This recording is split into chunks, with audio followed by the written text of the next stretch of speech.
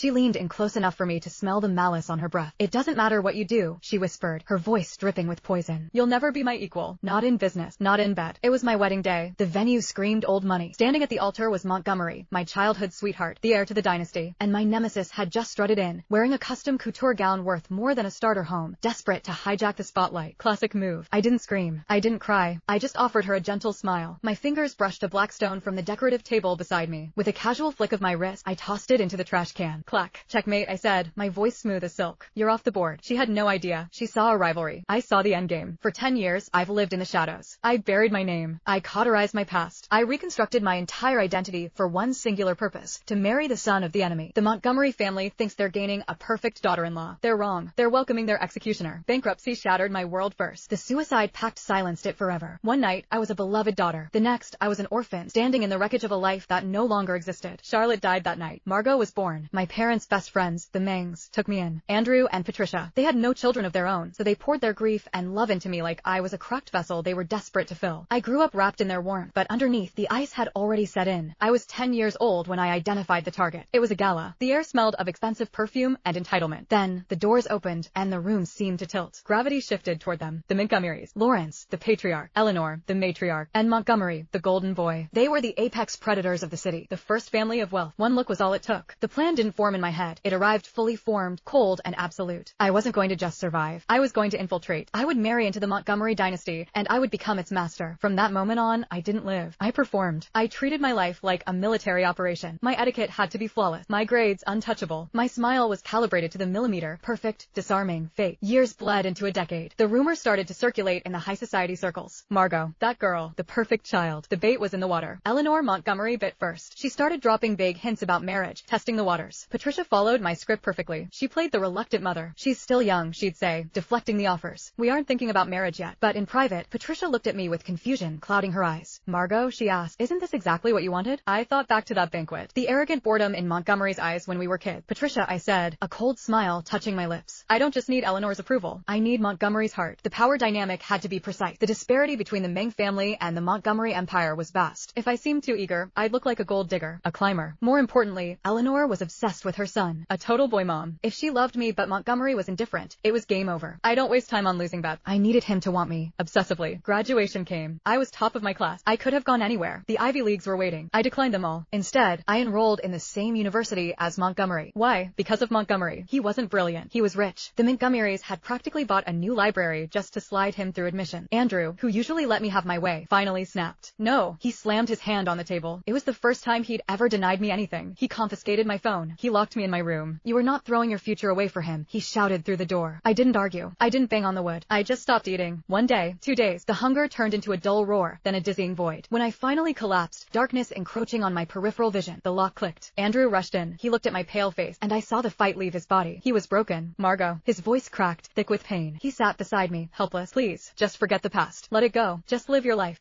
I gripped Andrew's hand. My fingers dug into his skin, not out of fear, but to anchor myself. My eyes were dry. "I can't forget, Andrew. I can't forget how they backed my father into a corner. I can't forget the night I became an orphan." I looked him dead in the eye. "I'm not just living. I'm hunting." I didn't meet Montgomery until 2 weeks into the semester at the university. I walked into the lecture hall, spotting the empty seat next to him. I slid into it and deployed the smile I'd spent 10 years perfecting in front of a mirror. "Nice to meet you." Montgomery didn't even look up at first. When he finally did, his gaze was a physical shove. He looked me up and down, his lip curling in disgust. "Beat it, ugly." The guys surrounding him erupted into laughter, a chorus of sycophants. Montgomery leaned back, his eyes glinting with cruelty. He was waiting for the show. He wanted me to flush red. He wanted me to grab my bag and run, or better yet, cry. I let the silence stretch for a beat. Then I laughed, a bright, unbothered sound. "Ugly?" I tilted my head, widening my eyes just enough to feign innocence. "That's strange. I actually think I'm quite beautiful." Montgomery blinked. The script had flipped. He wasn't used to resistance, especially not the smiling kind. I held his gaze, my expression clear and guileless. Though, I added, lowering my voice to a conspiratorial whisper, "I have to admit, I'm definitely not as good looking as you." He paused. He glanced at me, assessing the threat level. Then, with a flick of his wrist, he waved his entourage away. He didn't say anything, but the tension in his shoulders dropped. Narcissists are predictable. You can call them arrogant, but you can't deny their vanity. Especially a boy like Montgomery, who's been told he's God's gift since birth. I settled into the chair beside him and turned my body toward him. "It's an honor to sit next to the best-looking guy in the room," I said. "I'm Margot. And you are." He spun his pen between his fingers. A nervous tick? Or just boredom? "Montgomery," he grunted, like he was doing me me a favor. Suddenly, movement outside the window caught his eye. A girl was practically skipping across the quad. Vibrant, messy, alive. Montgomery abruptly stood up and bolted out of the room without a backward glance. I watched him run. My eyes narrowed into slits. Zoe. I'd done my research the day I arrived. Zoe was the scholarship kid. Poor background, high grades, heart of gold. The classic Cinderella setup. A billionaire heir and a girl from the wrong side of the tracks. If this were a fairy tale, they'd overcome obstacles and find true love. And it seemed to be working. In just 2 weeks, Zoe had already snagged his attention. Too bad for them. I wasn't here to watch a fairy tale. I was here to burn the book. Their story ends now. Mine begins.